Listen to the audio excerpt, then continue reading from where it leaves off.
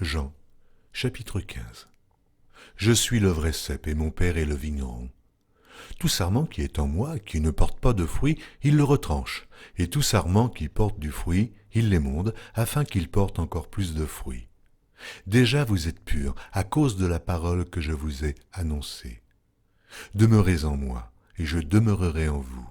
Comme le sarment ne peut de lui-même porter du fruit s'il ne demeure attaché au cep, ainsi vous ne le pouvez non plus, si vous ne demeurez en moi. Je suis le cep, et vous êtes les sarments. Celui qui demeure en moi, et en qui je demeure, porte beaucoup de fruits, car sans moi, vous ne pouvez rien faire. Si quelqu'un ne demeure pas en moi, il est jeté dehors, comme le sarment, et il sèche. Puis on ramasse les sarments, et on les jette au feu, et ils brûlent. Si vous demeurez en moi, et que mes paroles demeurent en vous, demandez ce que vous voudrez, et cela vous sera accordé. Si vous portez beaucoup de fruits, c'est ainsi que mon Père sera glorifié, et que vous serez mes disciples.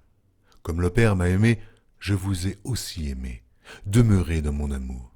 Si vous gardez mes commandements, vous demeurerez dans mon amour, de même que j'ai gardé les commandements de mon Père et que je demeure dans son amour.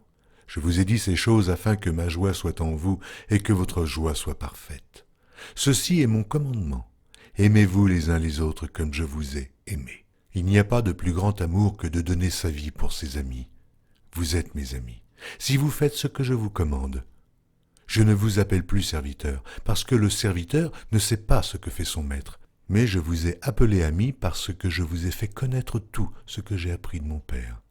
Ce n'est pas vous qui m'avez choisi, mais moi je vous ai choisi, et je vous ai établi, afin que vous alliez et que vous portiez du fruit, et que votre fruit demeure, afin que ce que vous demanderez au Père en mon nom, il vous le donne.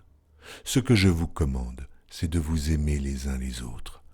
Si le monde vous hait, sachez qu'il m'a haï avant vous. Si vous étiez du monde, le monde aimerait ce qui est à lui. Mais parce que vous n'êtes pas du monde, et que je vous ai choisi du milieu du monde, à cause de cela, le monde vous hait. Souvenez-vous de la parole que je vous ai dite. Le serviteur n'est pas plus grand que son maître. S'ils m'ont persécuté, ils vous persécuteront aussi. S'ils ont gardé ma parole, ils garderont aussi la vôtre. Mais ils vous feront toutes ces choses à cause de mon nom, parce qu'ils ne connaissent pas celui qui m'a envoyé. Si je n'étais pas venu et que je ne leur eusse point parlé, ils n'auraient pas de péché. Mais maintenant, ils n'ont aucune excuse de leur péché. Celui qui me hait est aussi mon Père.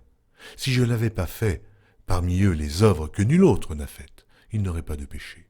Mais maintenant, ils les ont vus, et ils ont haï moi et mon Père. Mais cela est arrivé afin que s'accomplisse la parole qui est écrite dans leur loi, ils m'ont haï sans cause.